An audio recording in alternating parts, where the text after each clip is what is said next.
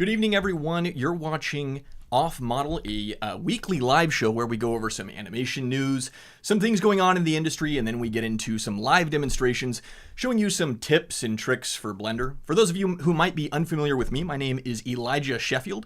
I am a professional motion designer and an educator who teaches the masses Blender right here on YouTube. Very excited to be back with you this evening. I think we've got a really exciting show. Of course, I'm checking right now and my microphone is working. Last week, we had a little bit of a problem where as soon as I started streaming, the microphone wasn't on. So I believe it's on. I think we're going. If we're not, I'm sure my wife will come and bang on my door again and we'll get that squared away. But we've got a really exciting show for you today. I think it's going to be good.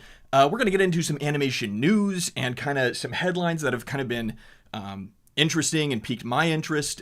So we're going to get into that and some stories in the animation industry. And then we're going to get into the live demonstration, the main event tonight, which is actually type animation, 2D type animation in Blender. Not really something that you typically use a 3D DCC to accomplish. That's typically kind of reserved for After Effects or something of the ilk. But we're actually going to look at accomplishing that within Blender. So we'll get into that later. But before we really get into the meat of today's topic, today's show, I want to remind you to please like this video, subscribe to the channel if you're not already subscribed, and please comment below. I appreciate the live chat. I love the live chat. You know, cut it up. I'll read them eventually.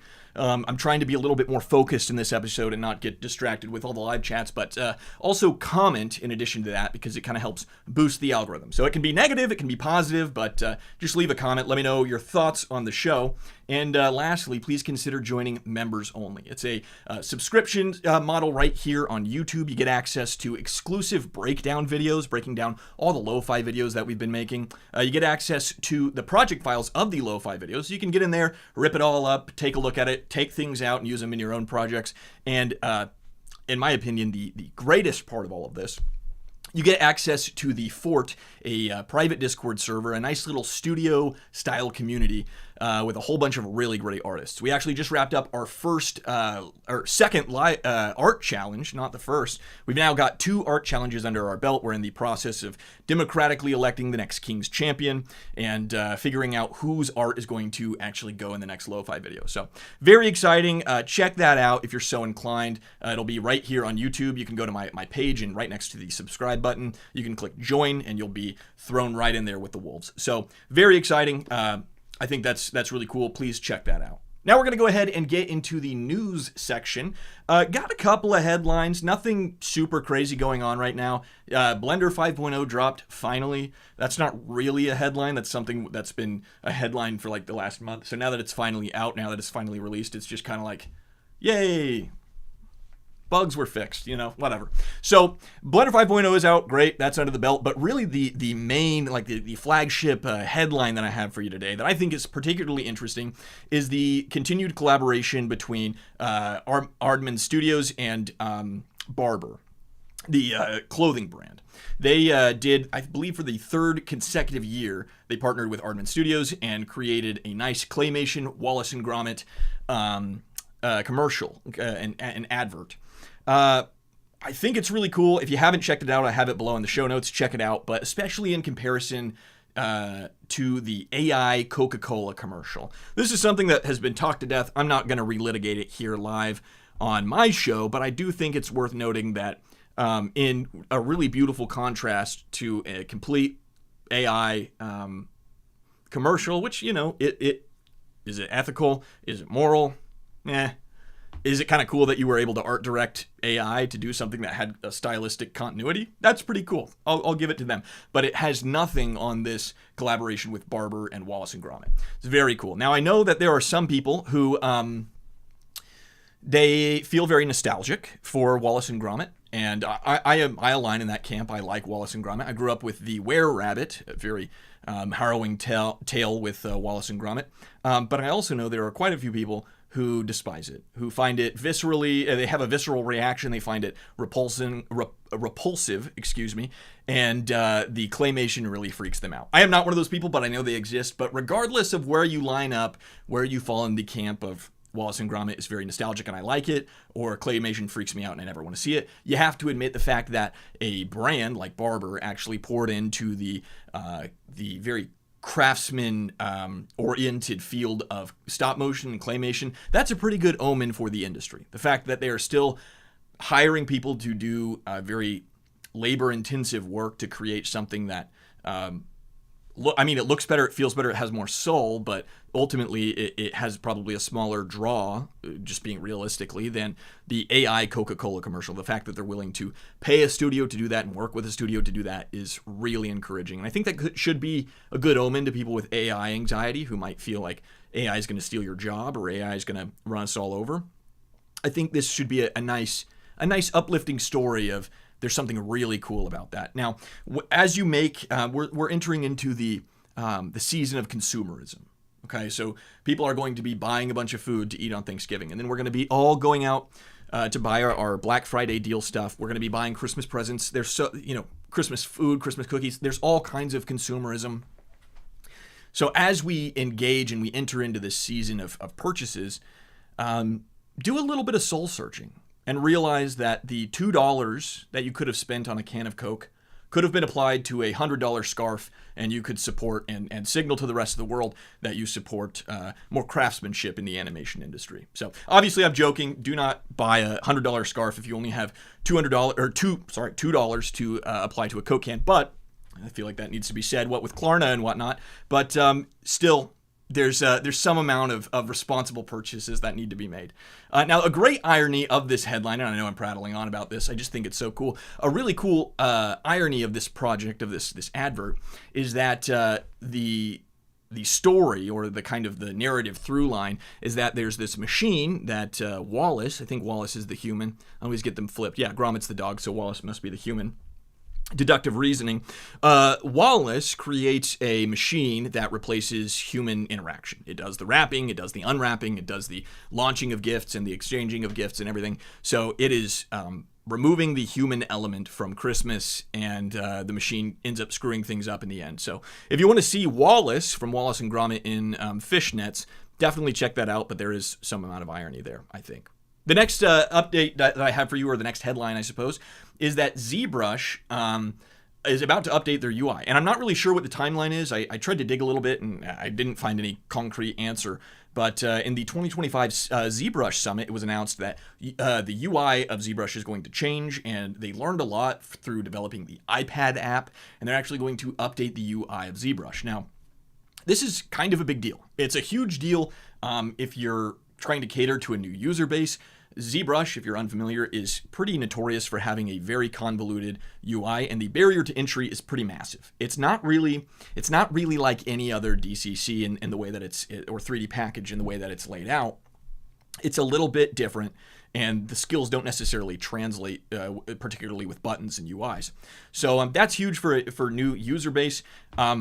Many people don't know this. My first 3D package ever, aside from Roblox Studio, of course, that was actually, I suppose, my first interaction with building something in 3D. But aside from Roblox Studios, they're having some bad press right now. Aside from them, the first 3D package that I ever opened and played around with was ZBrush, and it was a convoluted mess. And I actually thought this is what 3D packages are supposed to be. So in some ways, I think it perhaps helped me, because I didn't have any expectations or habits from another package to try to shoehorn into this one. But in other ways, I tried to transfer from ZBrush over to something like Maya. I think I went from ZBrush to Cinema, and it was a disaster. Nothing really translated. So that's my own personal interaction with the ZBrush UI. But this is really encouraging, and once again, it's a good omen for the industry, and it's really encouraging to see that Maxon, or Pixelogic Maxon, it's all the same thing, I suppose now.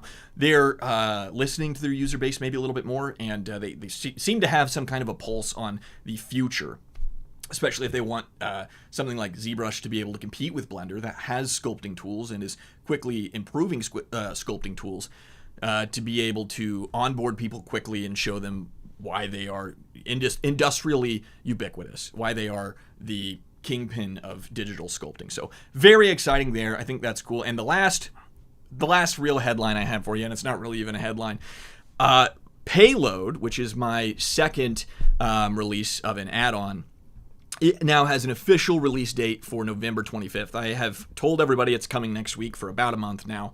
I just wanted the rollout to be cool. Honestly, the tool's been completely finished. for like 2 months. But I've wanted the rollout to be nice. I wanted there to be some high quality marketing stuff, and I've wanted it to feel like an actual product dropped. So we pushed it out a little ways, but we're finally there. Hell or high water. It's going to drop November 25th. It's going to be great. So that'll be really fun. And because we're all so close, because we're all such good friends, which if you're in my stream, I can only assume it's because we have a very intimate relationship. Because we're such close friends, I'm going to give you a little inside baseball here. Sweet Buttons 2.0, which if you're not familiar, I had a tool released called Sweet Buttons, and it's still out there. You can find it on mograph.com. But Sweet Buttons 2.0 will also be released next week as well, just in time for a Black Friday sale. Now, Sweet Buttons 2.0 will have a few more buttons. It'll be a little bit better compatible with Blender 5.0, and it will take the same concept of having an easy button and things that just make life a little bit easier, and it will expound upon that in quite a few ways, and it'll just make using Blender a little bit easier, having a whole bunch of things that are multiple operations or hidden under all these different menus. It'll have it all assigned to a little panel for you, so you don't have to just you don't have to continue to assign things to hotkeys or run around trying to find something. It'll all be right there. So the big news, I guess, with this update is Payload is coming next Tuesday, and Sweet Buttons 2.0 will release next Friday, I think. Probably Friday. Nobody's going to want to install an add-on on Thursday. I guess Americans are actually the only ones who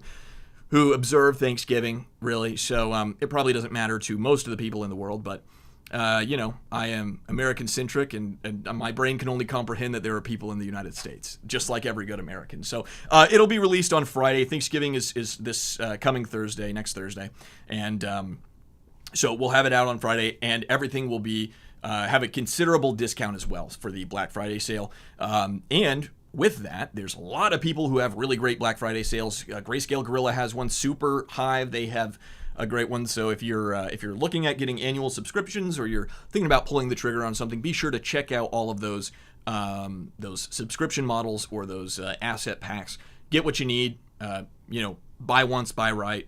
You can get it all on sale. Usually this week into next week. So check that out. And like I said, finally, the last, it's not really even a headline at this point, the last footnote here is Blender 5.0 is finally out, and we'll get into that a little bit. We'll be using 5.0 today for demonstrative purposes. We're using 5.0, the actual release, not just the release candidate like we did last week. So that's the news. That's wrapped up. That's everything that I can think of, or that I was able to find that I thought was even remotely interesting. Did I miss something? If there's something that you thought was newsworthy, maybe I can stuff it in next week. So let me know in the comments. Let me know in the live chat. Email me. Write me a letter. Do whatever you got to do there. So now we're actually going to get into our demonstration, what everyone is here for, everybody, including my friends that are not in the animation industry, my family members, my lovely wife that is watching live.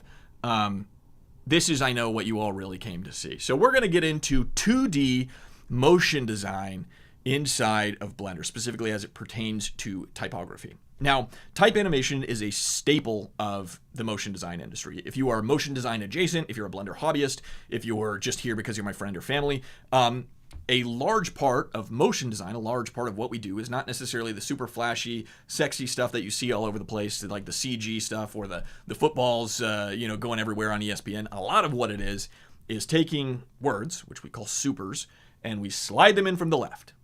And that's really what it is. That's a majority of what the job is. Now, I'm a freelancer, and I'm set up. My wife has benefits, and so I'm in a really good spot. So I can be a little bit choosier, and I have not slid supers in from the left in quite a while. But I do know a lot of studios and a lot of freelancers. That is kind of the bread and butter. That is the money makers. They talk about one for the reel, one for the meal. All the ones for the meals are typically moving supers in from the left. And for that very simple operation, After Effects is fantastic. It is the king. You're not going to replace it with Blender. You're not going to replace it with really anything else. There's a couple new things. I think Canva just launched a new thing. I don't want to call it by name because I really can't remember what it is, and I don't want to get flamed for it. But they released something new. So there are some new competitors or things that are going to still do that kind of thing, the supers in from left. But After Effects is just kind of just like I mentioned with ZBrush, it's industrially ubiquitous. It's completely integrated into the entire world, And if you show up to a freelance gig and they expect you to move supers in from the left and you open Blender and send them a blend file, they're going to be very upset. They're going to be very mad at that. They will probably kill you and then never hire you again in that direct order. So After Effects is great for type animation, but there are some gaps.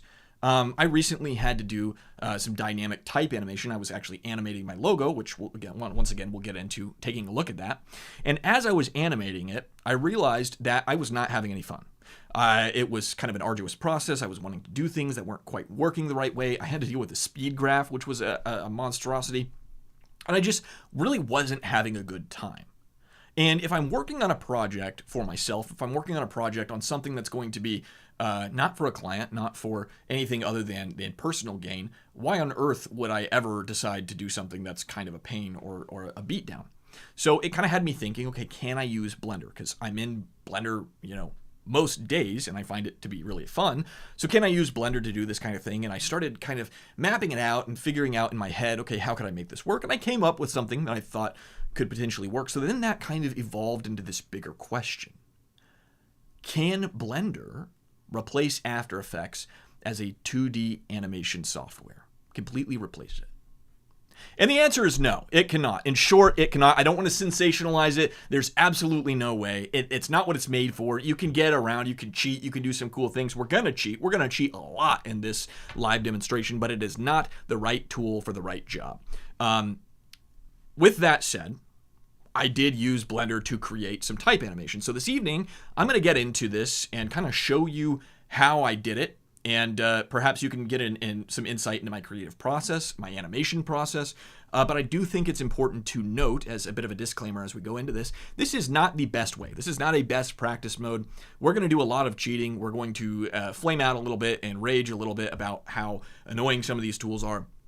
But we are going to be thinking outside the box. And something that I really am insistent upon in most of my content that I put out on YouTube, on Instagram, if I'm trying to teach in a platform, I don't want you to follow along and press the buttons I press.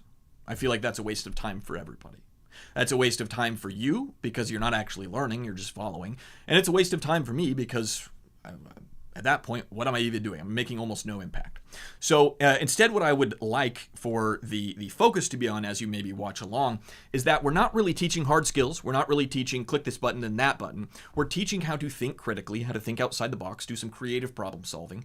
And perhaps as you're watching along, which I would encourage you, maybe if you have Blender open and you're ready to click the buttons I'm clicking, maybe don't. Shut it and just watch and just pay attention and kind of download the information. And hopefully as you progress through your career or as you continue to make things, perhaps something I say strikes a chord or rings a bell for you. So that's my hope. That's my kind of disclaimer as we move into this. So we're going to take a look here. We're going to switch over to a screen. And okay, that's working. Fantastic. I'm going to play this back. And you can see it's a little weird because it's got some artifacts from the render. But this in the right corner here, I'll just make this full screen so you can see it. This is my logo animation. And this was done entirely inside of Blender. There's no After Effects at all, although you will notice, aside from the artifacts, of course, because of the live playback, it very much has the After Effects tone. It's dynamic, it's slick, it's got just the white with the kind of nondescript background. It is a very After Effects-y looking thing. So you might ask, Elijah, why would you use Blender to do something that is going to look like it was done in After Effects? Well, there's a couple of reasons why. And I think the first one is my 3D muscles are much bigger and stronger than my 2D muscles. I spend hours a day in Blender, 7 days a week, and really the only time I've taken off from that schedule is my honeymoon and a vacation that I took earlier this year. Pretty much every other day, with maybe 1 or 2 days in between, I am in Blender. I know Blender like the back of my hand. I'm very comfortable with it, and this is where I'm at my best. So it doesn't make sense to go and be a little bit weaker where I could stay in kind of my strengths. Second of all, there are some really unique tools that Blender offers that After Effects just doesn't, and it doesn't really have a solve for it. There are things like shape keys. There are things like, well, I guess, you have shape paths, or you can literally put shape keys. But shape keys, especially in combination with a lattice, that's really cool. You have grease pencil, you have compositing, you have camera tricks, you have all these cool things that are so simple and just easily baked into the fabric of Blender that are not necessarily second nature or even primary purpose of After Effects. So that's kind of the second one. And third, it's completely non-destructive. Blender is super good about offering non-destructive workflows. So you can swap parts out, you can tear it down to the studs and rebuild it without really breaking things in a backchain. It is particularly good at non-destructive procedure. So that's a huge plus as well. And finally, and I believe this is the biggest drawback of After Effects entirely throughout anything else I've said, this is the number one drawback of After Effects. The graph editor is terrible, which for a package that's going to be animation heavy, nail the graph editor. If you get nothing else, have the graph editor be great. You have the speed graph, which is horrible. And if you like the speed graph, I don't want you to leave the stream, so I'm not going to insult you, but stop liking the speed graph. It's terrible. Stop liking it. Learn F-curves, and once you learn F-curves, you're going to appreciate it more. So I have a video on that. If you want to learn the graph editor in Blender a little bit better, I have a whole video breakdown, and we're going to be getting into it live momentarily if I'll ever shut up.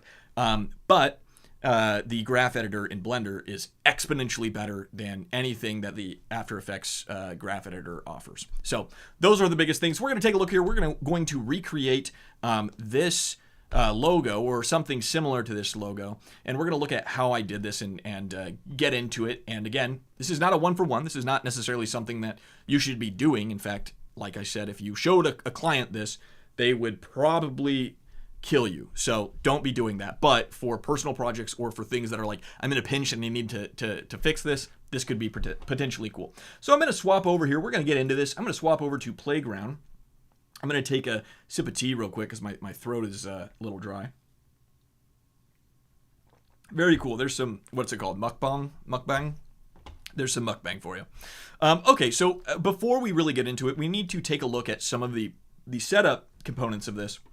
And the first thing, be an Eevee. You can pull this off in cycles. There's really no reason to. It's all flat. There's no PBR at all.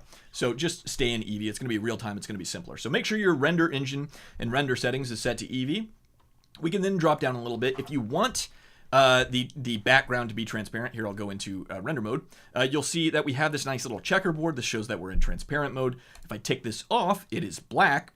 And you can change the world, you can change all of that, but really for a lot of like type situations where you're going to want to take it into After Effects or take it into Premiere and use it as an asset or an overlay, you're probably going to want it to be transparent. So we'll just leave it at that. And the last thing here, it might be different for you by default, but we're going to want to make sure under color management here, once you toggle that down, I literally lost it, there it is. Under color management, we're going to want to make sure this is set to standard. That will just make sure that the color profile is the same all the way across. The whites are white, the blacks are black. You don't have to finesse the colors to get them looking differently than what you have right here in Blender. So that's the basics of the render settings, and now we're also going to add in a camera. So I'm going to hit Shift-A. We're going to add in a camera here, and I'm just going to reset the rotation value. We'll rotate it around so that it's kind of squared up.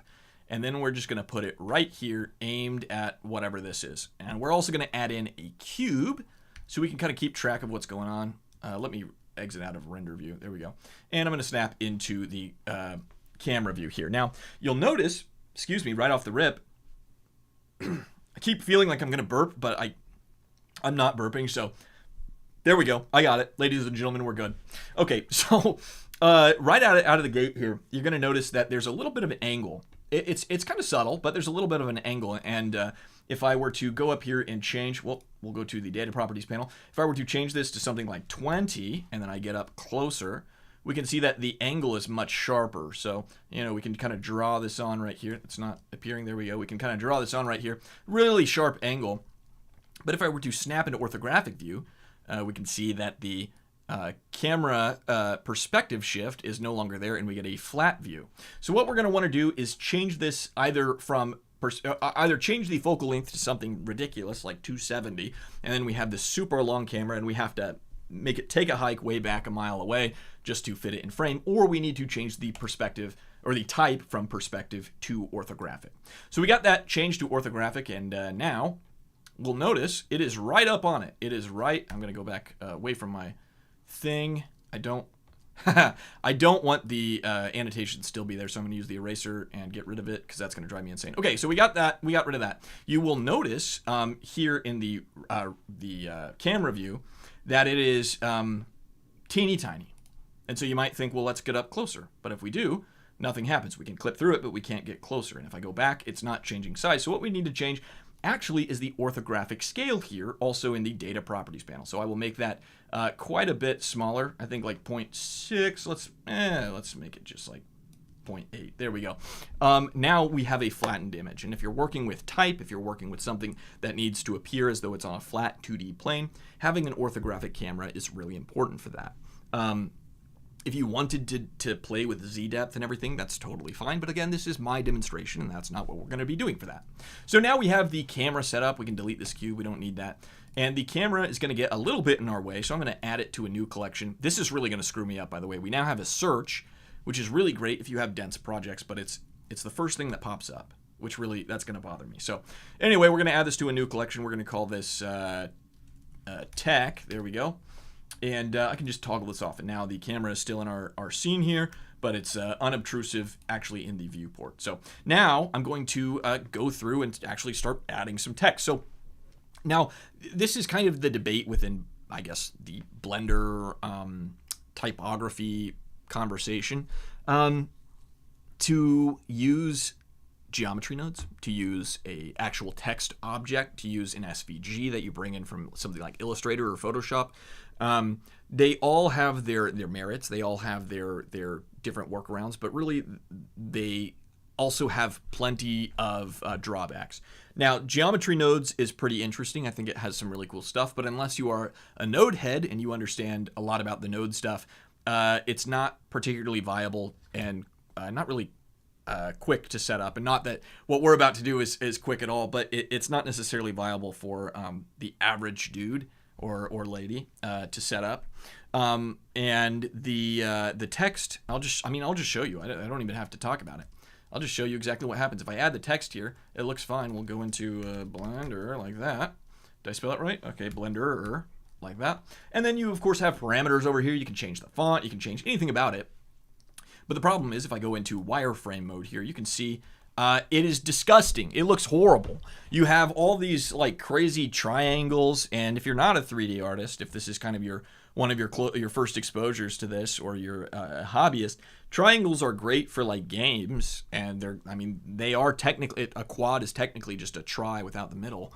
But this is awful, and if you wanted to deform this or move this in a certain way, if you wanted to articulate it with some kind of a deformation, you couldn't do it. You couldn't do it in a very easy way without causing a lot of problems. So if you were to use the type element or actual 3D type, which again, we'll talk about that a little bit later, but if you were to use 3D type or use this to make a type element, you would need to remesh it, which can also be its own set of pain. And if you have a weird font or there's something odd, it takes a lot of cleanup work, and in my opinion, it's just not super worth it. It can be if it's something very simple, but then if it's something very simple, just go to After Effects. So that's kind of my thought on that. We're going to delete that and get that out of here. Instead, what we're going to use is actually an image plane. So we're going to take image planes and cut them up on a texture so that each letter is its own plane on the same UV map or on the same texture. And then we're going to use lattices and armatures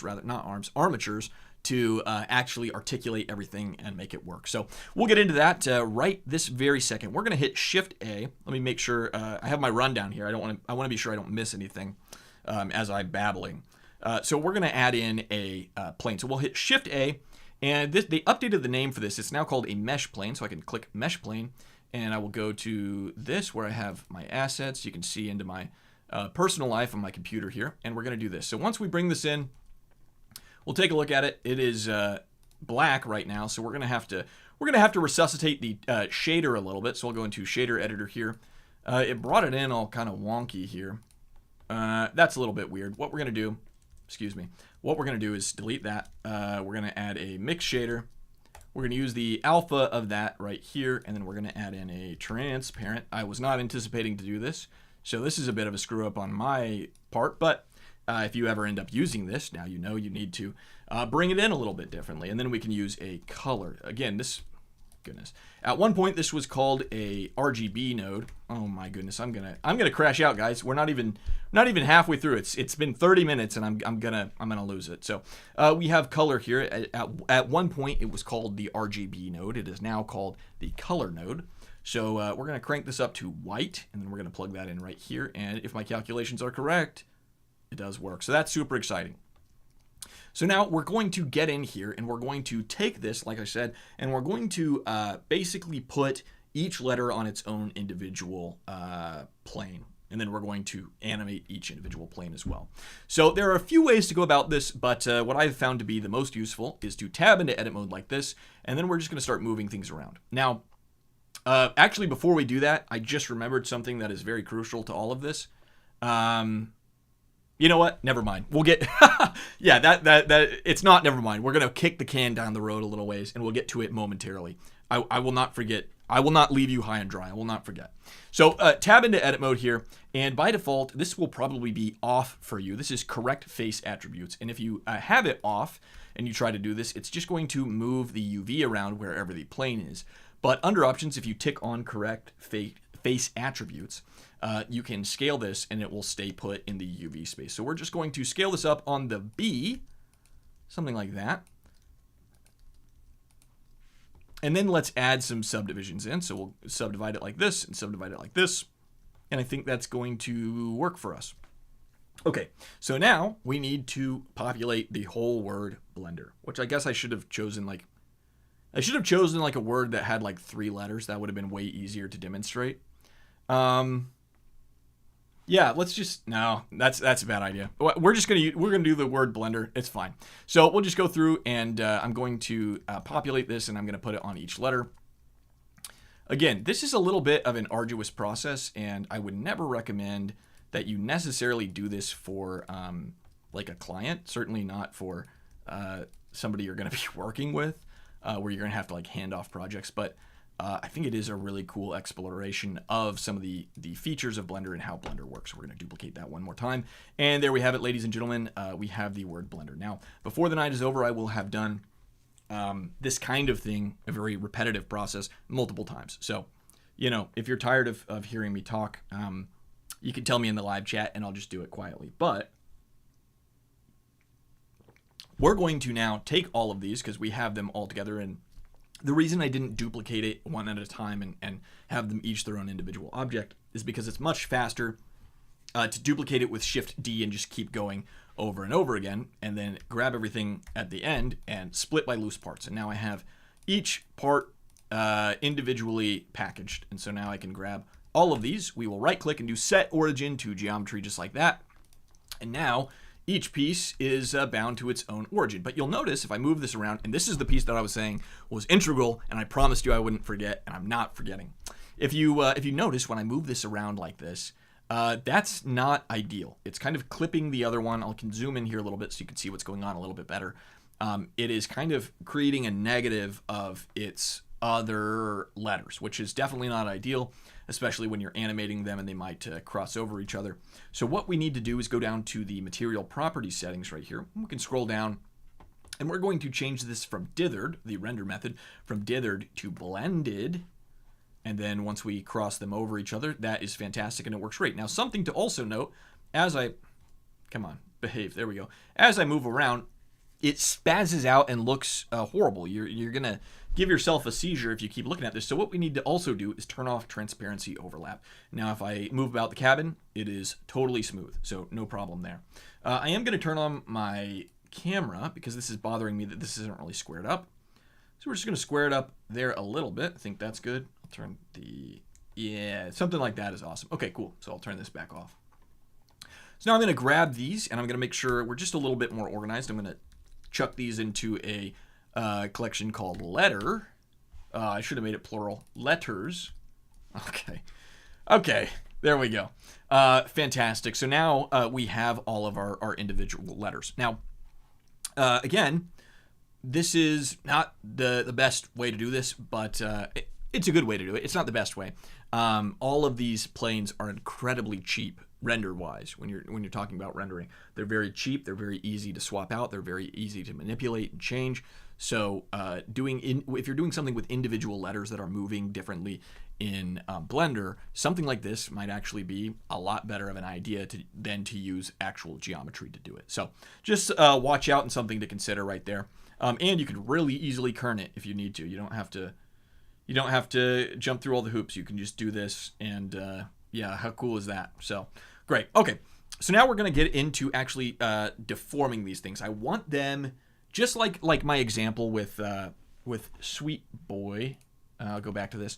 Just like my example here, you have everything just, you'll see it's very subtle, but everything stretches out and kind of has this really nice reactive bounce to it. And we're going to do something very similarly here, and we're going to make the word Blender kind of have some squash and stretch to the letters as it comes up. And in order to do that, now one might think you could just kind of scale it, but as you can see, it deforms in kind of a weird way. That's especially true when you have something like an R. It starts to just look a little bit weird.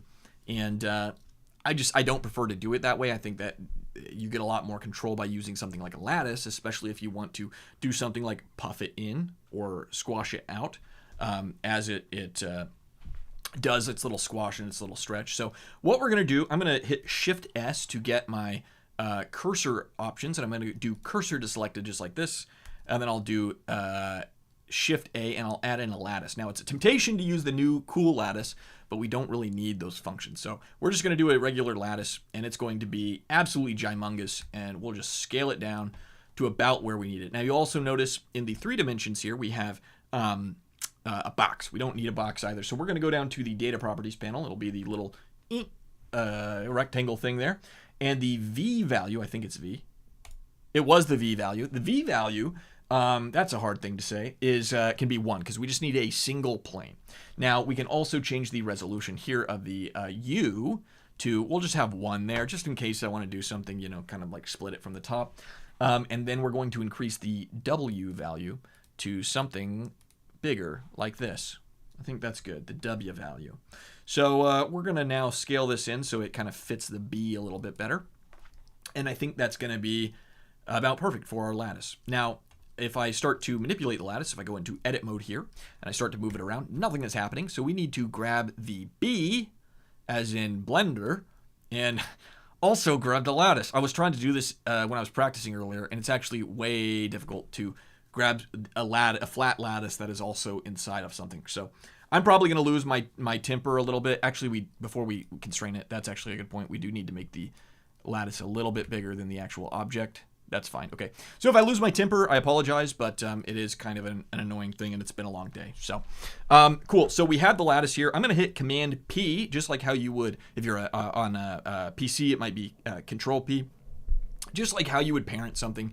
And instead of doing parent to object or whatever, we're going to do lattice deform. And when we do that, if I click the B here, we can go to the modifiers panel, and you will see it automatically adds in a lattice modifier with a link to the lattice we just added. So now I can grab my lattice and I can move this around, and we can see that it does in fact deform the B. Now the problem is if I move this up here, I can't really reset it very easily. I can right click and I think I can make it go regular, but that changes the scale and it just screws a few things up. It's not my favorite. But moreover, on top of it just kind of screwing things up generally, it also makes it so that you can't animate it. Like you couldn't easily animate this without some kind of, kind of forgot what it's called, but there's some letter abbreviation for animating points themselves. So we won't be doing that. Instead, what we're going to do is add in shape keys. Now, shape keys are the most magical thing that exists in Blender, in my opinion. I absolutely love them. I think they're fantastic. And we're going to add some. So I'm going to add a shape key to the lattice in particular, and I can rename this to S and S. That is a load-bearing and sign. We do not want SS. So there we go. So if we change the scale here, okay, well, I don't want to look at my Google Drive files right now, thank you. If we change the value here, nothing happens, and that's because we have not added a shape key yet.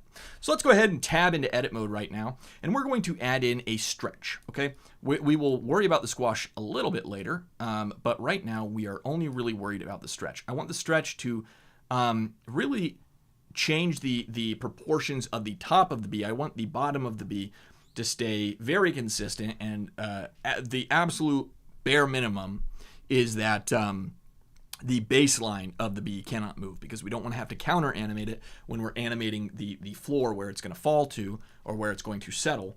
So we don't want to change that. Really the only thing we want to do or to change is this top portion. So you can see it deflates that or inflates that just a little bit, but it's not impacting this bottom.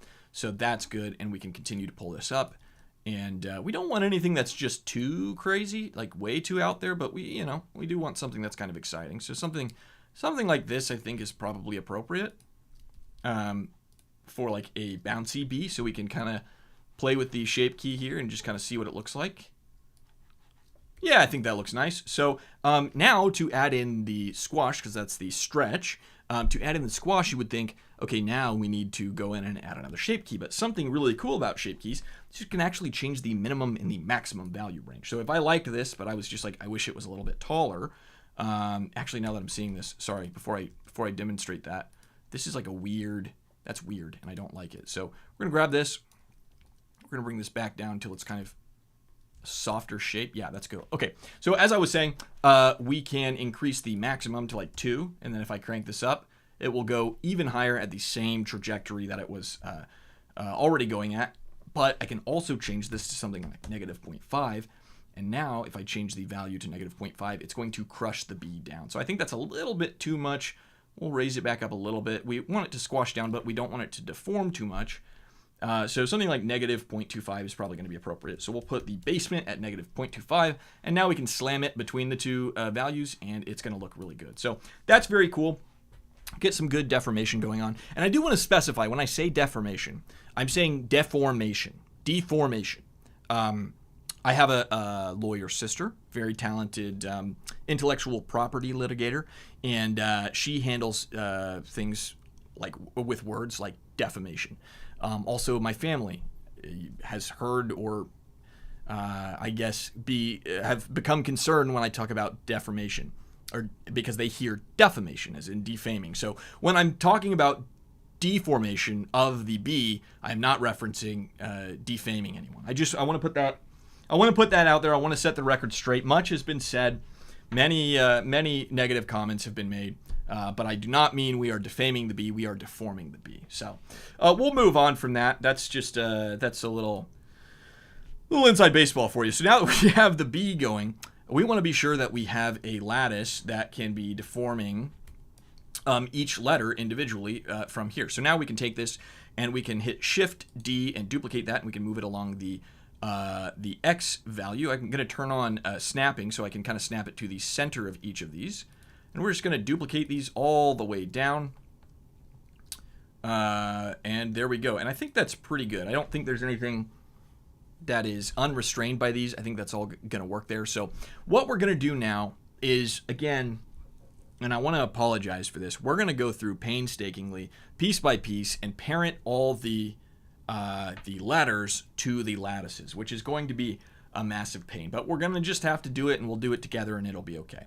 So I'm going to select the lattice first, and then holding Shift, I'm going to click drag, and we'll lattice deform, click drag, lattice deform. I'm not going to say it every time because that'll probably make me angry, and I can't imagine what it's doing to you. So like I said, we're now 40 minutes into this, and we edge ever closer to me crashing out. So there we go. Okay, now I think, did I do the wrong thing?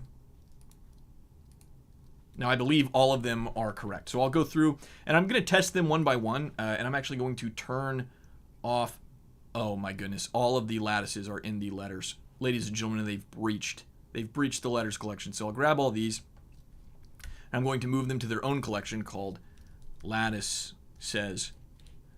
And I will keep that on, but I'm going to turn off the selectability of the letters. If you don't have this available, or you find this to be a neat feature, you can go up to the restriction toggles and you can turn this on and off, and this will make it so they are still in the scene. They can be seen, they can be rendered, but they cannot be moved. It's like locking a layer, essentially. So with these this layer locked, I can now go through here and test each of these. So I can see, how does it look at its peak? I think that's fine. I don't see any real problem with that. We might actually try to get a higher arc on the R, because I want there to be kind of equidistance between these two. So something like that is probably better.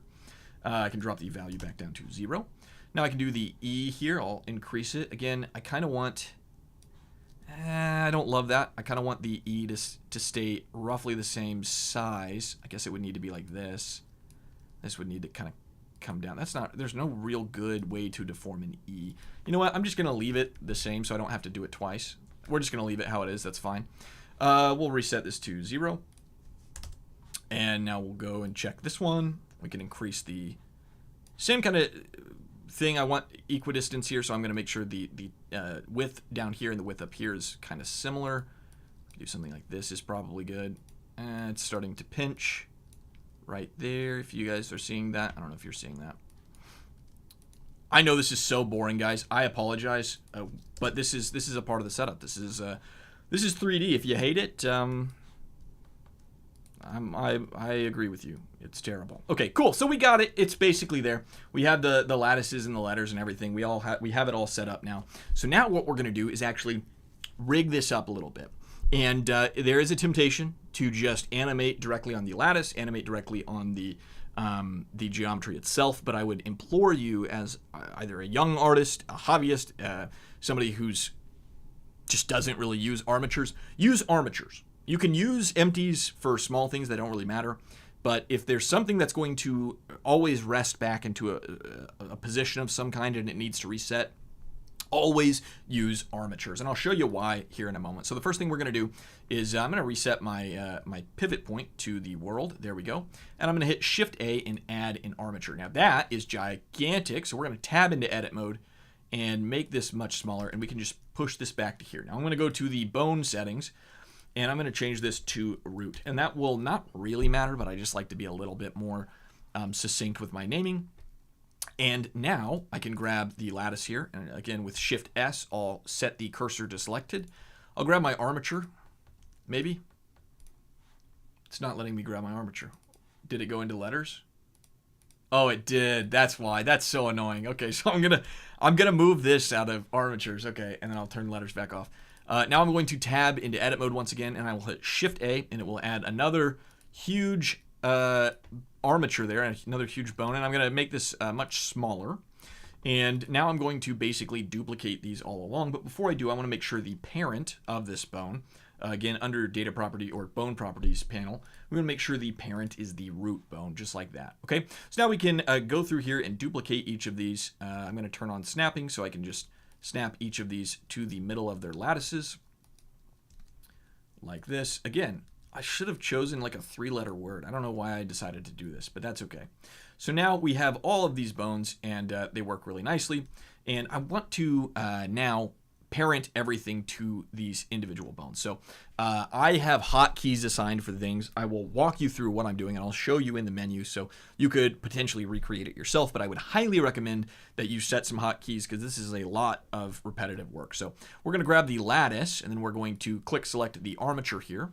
Then we're going to go up and go into pose mode. You'll see I have that assigned to Shift V like this, and then I'm going to select the bone that I want to parent it to. I will then hit Command P to parent, and I will click bone. So that is a lot of clicks and operations, and I'll show you momentarily how you can do that much quicker. But in pose mode here, now if I move this around, it moves, and if I move the root bone, it moves with that as well. So now I will address the fact that we're using an armature as opposed to something like an empty or some extra kind of constraint. If I were to move this B over here, I'm going to scale it way up and rotate it around. If this was not done with an armature, if you were to hit Command R, it would rotate correctly. If you were to hit Alt R, it would rotate back to its original position. If you were to hit Alt S, it would reset its scale. No problem, that's fine.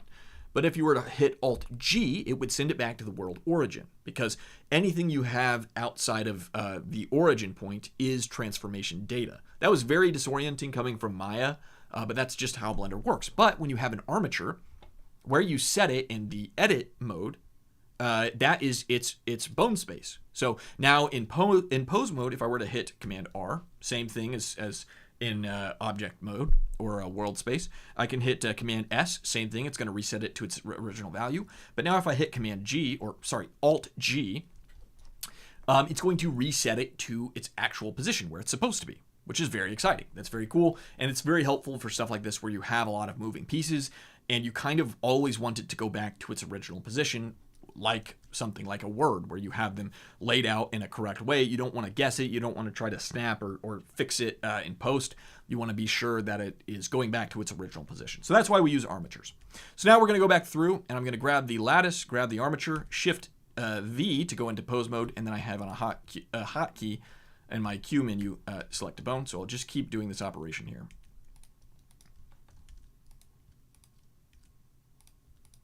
Really annoying.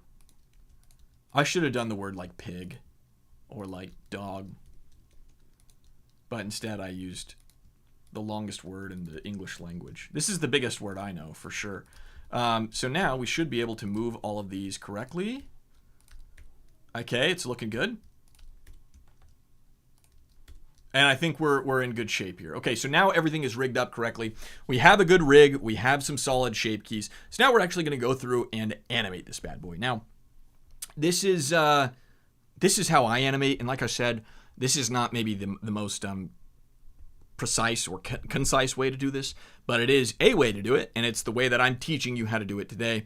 And again, this is what I used for my Sweet Boy logo, and how fitting that the Sweet Boy logo was done in Blender when most of my brand is built around Blender. So we're going to get into that. We're going to take a look at actually animating this. So we're going to start out with just animating a bee by itself. We're going to animate the bee. We're going to animate the squash and stretch. We're going to get into all that, and then we're going to take that animation data, and I haven't decided if I'm going to do it live yet because it's kind of an annoying process, but I still kind of want it to be a finished product at the end rather than just like, and then you can do this. So we'll probably do that. But we're going to animate the bee in its entirety, and then we're going to take all that animation data and transfer it to each individual bone and each individual lattice. So it's going to be mildly annoying to do because transferring animation data from one to the next is mildly annoying to do. So let's go ahead and we will take our window up here, and we're going to change this to Graph Editor. We're going to make sure we're snapped into our camera here. And now we're going to start animating. So I'm going to start out by animating, I'm only going to animate this in the Y-axis. Now, that's another thing to understand with bones. Bones work with very typical 3D space. They don't work like in Blender where you have the Z-axis as the up and down axis. It works like typical world space where the Z-axis is the forward and back axis, and the Y-axis is the up and down. So the X and the Y are just flipped. That's important to know. Another thing, I hate this quaternion. I probably said that wrong. I hate this. It's great for avoiding gimbal lock, but I almost never use it. So I usually just change this to XYZ, and the XYZ Euler, and I don't mess with it. So anyway, that doesn't matter. We're not going to rotate today. We're just going to change the location. So I'm going to right-click this. I'll insert a keyframe. I don't need it at 63. I'm going to give myself a little bit more room to work with here.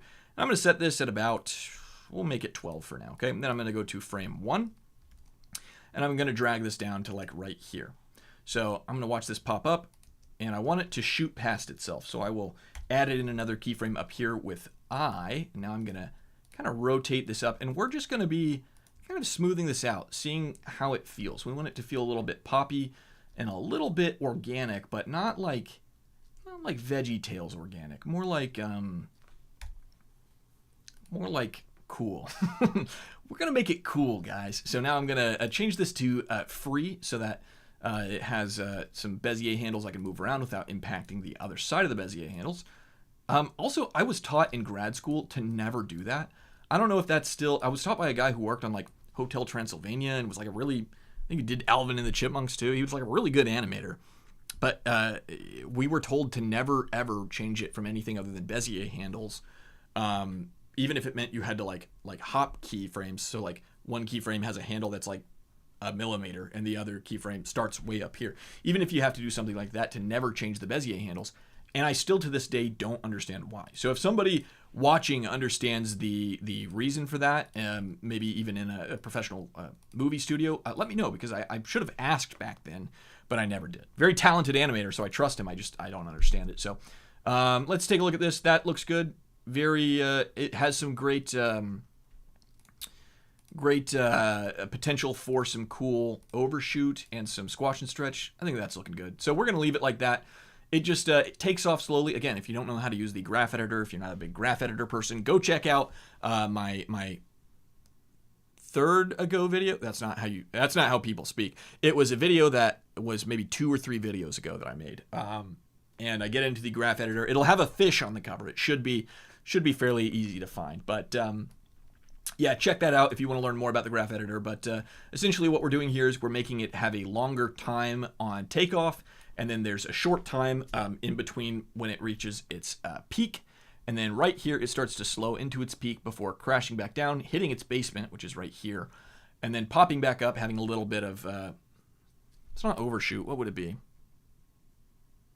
It's not secondary motion or overshoot. I don't know, bounce. It has a little bit of bounce and crashes back down on the ground there. And so this is going to be perfect for us, specifically for the purpose of adding a little bit of squash and stretch. So now we're gonna do that. Now that we have this kind of quartered out nicely, we're going to add some squash and stretch. So I'm going to go to my data properties panel, and starting at frame 1, we're going to key this at 0, and then add, and we're another thing to know, I'm not going to feel this out like I did with the previous one where I add the keyframes where I know they should be. I'm going to feel this out in real time. So I'm just going to plunk keyframes where I think they're going to be, and then I'll go back and check out the graph editor. So as we start to hit velocity here, I think it would start to kind of compress as it gets really fast. So I'm going to drop it down to its kind of, negative 0.25, where it's kind of compressing a little bit. And then as we pop up here, around here is where it should start to level out. So maybe like here. And then as it hits here, it's going to stretch itself all the way back out before hitting the ground here. And the next frame, or this frame, the next frame maybe should be all the way down. And then when it hits here, it pops back up, and then maybe and then maybe it goes to 0. So something like this. And we have a really interesting curve here. In fact, I'm gonna go ahead and use the ghosting feature. I don't know if you guys can hear that. There's like that is so loud. I don't think you guys can hear it. It sounds like a jet engine, but maybe it's like right outside my window. That was crazy. We get planes and helicopters and stuff through here. I've never heard a jet engine that loud. Apologies for throwing me off. That very rude of the airline to fly this close. There's no reason to buzz me. So we're going to use the ghosting feature here, and you'll see if I just delete everything, we can still see the keyframes. So I'm going to leave those put, and then I'm just going to get rid of some of the keyframes I don't need, like that one. And I'm going to start kind of caressing this into place so we just get smoother frames. I don't think this needs to necessarily take its sweet time. So we can see here, boom, and then it reaches velocity there before popping back down. So we can, did I get it on the first go? Usually this takes me like 4 or 5 tries to actually get it to look nice, but we can see, no, okay, I did not, I did. Slow-mo, it looked fine. That looks good. That looks fine. Hey, nice, okay. You know, I hate to say it, but I'm kind of a professional animator. Okay, there we go. So I do think it kind of, no, that's pretty good. And honestly, what we can do is we can watch this back and we can just see how this piece reacts. I just want to be sure it's not like reacting weird. Yeah, so maybe this piece kind of comes in a little bit sooner. Yeah, I think that's what needed to happen. Okay, cool. So now we have some really great squash and stretch. Genuinely, I don't think I've ever done it really that good right off the rip. So I did it for you guys. This is God ordained that this happened. So you're all welcome. Like I said, you know, I'm a professional animator, professional motion designer. This kind of thing just happens to me. I'm just a natural. So anyway, before I get too high on myself, I'm going to go ahead and start taking all this animation data and transferring it to other pieces. So once again, we're going to have to do this in kind of an annoying way. Unfortunately, if this feature exists and you guys know about it, let me know, because that would be awesome. But unfortunately, so far, I've not found a way to like mass add keyframes to things. You can of course hit K and add some keyframe information there, but it's really not the same, and certainly not when you can do this. I would think you could grab everything and like hold Alt and do it, but that's obviously not going to happen. So I'm going to grab this animation right here. I'll hit A, copy that, and then I'll grab all these lattices, and I will hit paste, and then move all this backwards to here. And I'm just going to do the exact same thing here where I grab this animation data on the y-axis, and I'll go into each bone, and I'll add a single keyframe into each. This is where I'm going to crash out. If somebody knows how to do this, drop it in the live chat. I'm not watching the chats because last week I would check the chats from time to time, and it would completely throw me off, and I wouldn't know what was going on. So I'm not checking this week, but I will kind of monitor, and if there's something important, I'll go back and I'll address it, but at the end of the show. So, okay, so everything's working good. Okay, looking good. So now the last piece of this, trying to think how I want to do this. Yeah, we're going to do it all at once. So I'm going to hit K, and I'm going to add a scale key, and we're going to solo this scale key right here. We can turn off the ghosting. So over here, I just selected the scale keyframes, and I hit Shift H, so it hid everything except for that. So it soloed it, and then I'm going to move it a little bit out. I don't even know where it needs to pop up. Maybe it should start to exist around like here, maybe. Okay, so then at 0, we're going to just all together, we're going to hit 0, and I think I had individual, yeah. Oh no, I had median points. Whoops. Let's change the transformation pivot point to individual origins so that we're scaling down from the individual origins as it would suggest. We'll do S0, and that's going to make now a scale key. And let's see how this looks. It's fine. I kind of want it to be out a little bit. I don't love this right here, where it's just like all teeny. I think that's a little weird. So I'm gonna circumvent that a little bit by doing this, and I think that'll work. Maybe one more, and then we'll stretch it out a little bit. Again, sorry, this is animation. If you hate it, so do I. So that's good. Okay, I couldn't do anything else. I've talked about this before. I went to school originally to be a politician. Hated everyone there. I wanted to be a politician, and I couldn't do it. Also, can't read, and that's a kind of a prerequisite for understanding and appreciating something like the Constitution or legal theory. But I'm incapable of reading, so I couldn't do that. Then I changed to graphic design, and that was super boring. Did not like that at all. And eventually, I found my way into advertising, and that was even more boring. I was studying how to put together a proposal for purchasing space in a newspaper. This was like 2018. I was doing this in 2018. So, useless. And then I went and, of course, got my degree. But I literally could not do anything else. If I wasn't doing this, I would be, I don't know. I might be selling drugs. I might just be selling crack on the street. So anyway, we're going to grab these. I'm going to hit A to grab all these, and we're just going to cascade them down. Now, I have a plug-in thing that I'm working into Sweetboy right now. I can't get it to work with the armature yet. I can't get it to work with bones, but I'm still working on it. I think I'm going to hire somebody to come in and actually clean it up and fix it.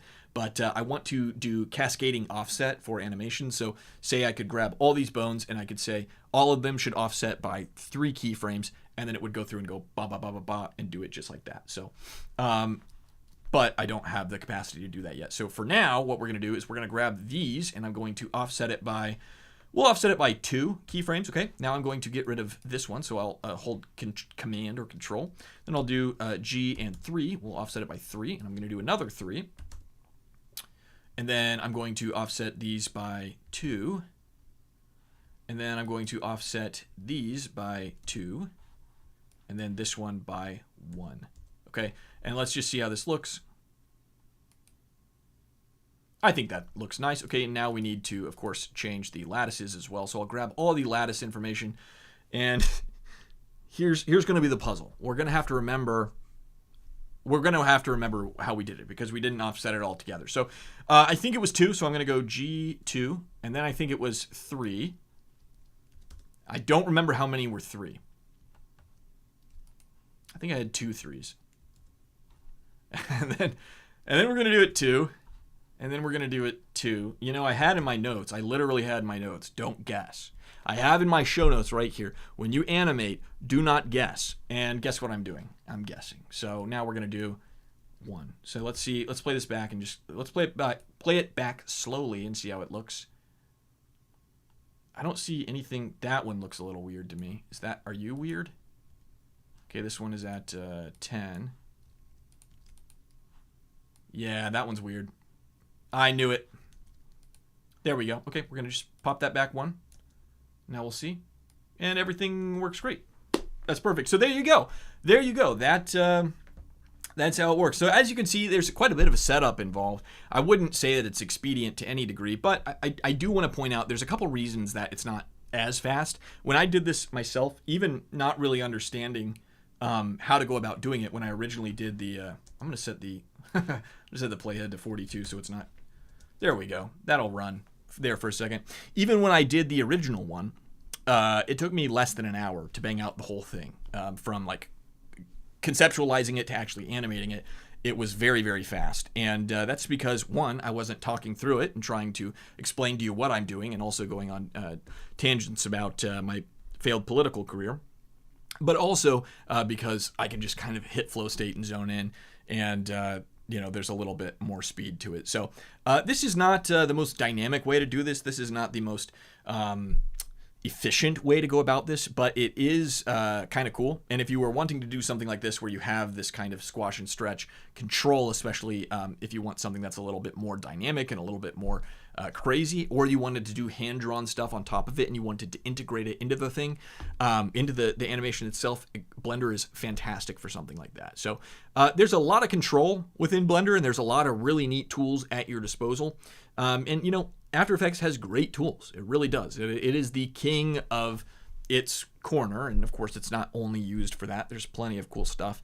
But if prominent After Effects influencers can get on YouTube or on Instagram and say, here's how I made this fake 3D element within After Effects, when it's so obvious you should not be doing that and you should be using something like Blender or Cinema or Maya to create that, then I see no problem with me saying, hey, we're going to get in Blender and make 2D animation effects. So, that's neither here nor there. I just thought it was worth mentioning that Blender can handle some really cool animation stuff. So I think that's going to do it for us this evening for our demonstration. I'll kind of poke through the live chats a little bit.